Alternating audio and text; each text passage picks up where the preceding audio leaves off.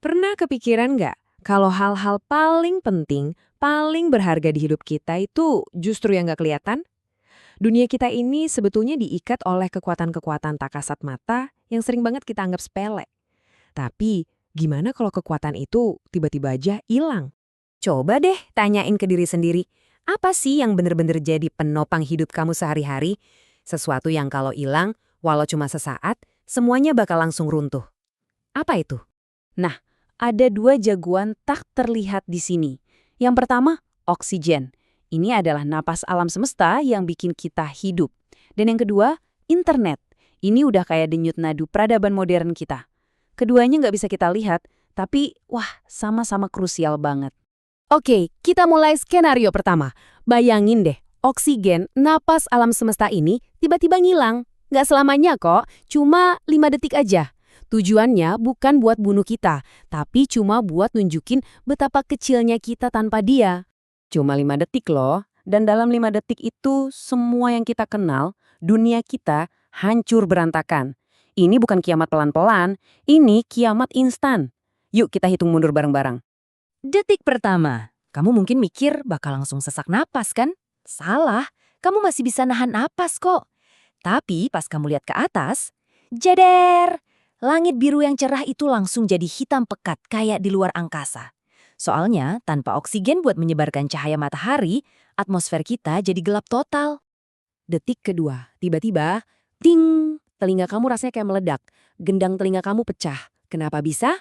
Gini, 21% tekanan udara kita itu dari oksigen. Jadi pas oksigen hilang, rasanya tuh kayak kamu tiba-tiba diteleportasi 2000 meter ke bawah laut. Sakit banget. Dunia mendadak jadi sunyi bukan karena damai, tapi karena kamu udah nggak bisa dengar apa-apa lagi. Masuk detik ketiga dan keempat, sekarang coba lihat sekelilingmu. Rumah, kantor, jembatan layang, semua yang terbuat dari beton itu langsung jadi debu. Loh, kok bisa? Ternyata oksigen itu lem buat beton. Terus, semua logam yang gak dicat langsung nempel satu sama lain, kayak dilas gitu aja. Mobil-mobil di jalan langsung berhenti total, mesinnya macet. Peradaban modern kita lumpuh seketika. Dan detik kelima, ini puncaknya. Lapisan ozon, yang kan terbuat dari oksigen juga, itu langsung lenyap. Artinya, radiasi matahari langsung nembus dan ngebakar kulit kita. Terus air H2O, tanpa O jadi apa? Jadi gas hidrogen. Semua lautan di bumi langsung menguap ke angkasa. Bumi jadi neraka. Terus udah 5 detik selesai. Oksigen balik lagi. Langit jadi biru lagi. Tapi kamu udah nggak akan pernah sama lagi. Kamu jadi sadar, hidup kita ini, semua kesombongan kita, semua pencapaian kita, ternyata cuma bergantung sama hal-hal serapuh ini. Nah, itu tadi kiamat yang super berisik dan heboh. Sekarang kita pindah ke skenario kedua. Kiamat yang sunyi, senyap, tapi mungkin lebih ngeri ya. Gimana kalau internet yang mati total selama 24 jam penuh? Kamu pernah ngerasa HP di kantong geter, terus pas dicek ternyata nggak ada notif apa-apa? Nah, itu namanya sindrom getaran hantu. Itu bukti kecil betapa otak kita udah kecanduan sama koneksi digital. Dan kecanduan inilah gerbang menuju kiamat mental kita. Kiamat digital ini beda banget.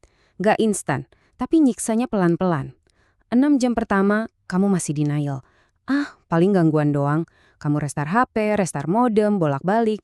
Udah mulai gelisah karena nggak ada notif masuk. 6 jam berikutnya, baru deh kerasa di dunia nyata.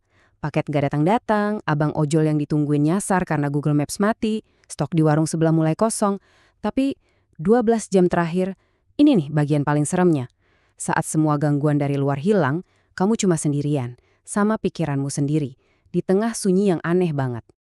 Dan yang paling bikin pusing, duit. Mau jajan di warung, bayar pakai QRS? Nggak bisa. Mau transfer? Nggak bisa.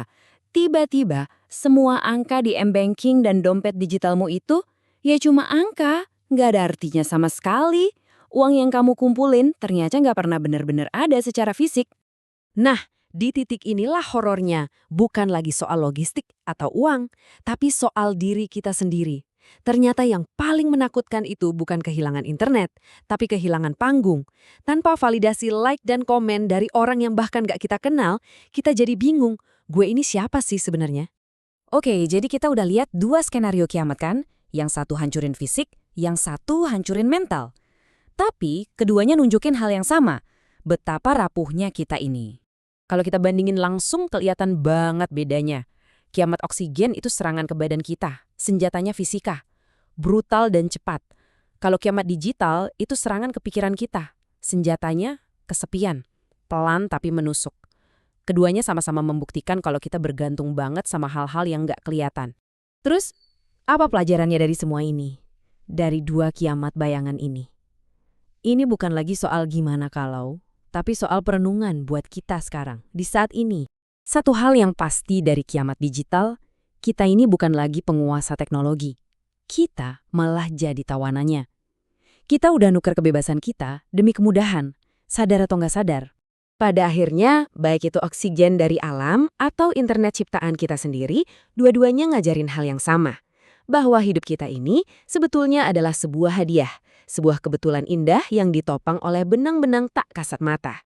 Jadi, ini pertanyaan terakhir buat kamu renungin. Siapakah kamu saat layar handphonemu mati dan dunia di sekitarmu jadi sunyi? Saat semua penopang tak terlihat itu nggak ada, apa yang tersisa dari dirimu? Coba deh pikirin.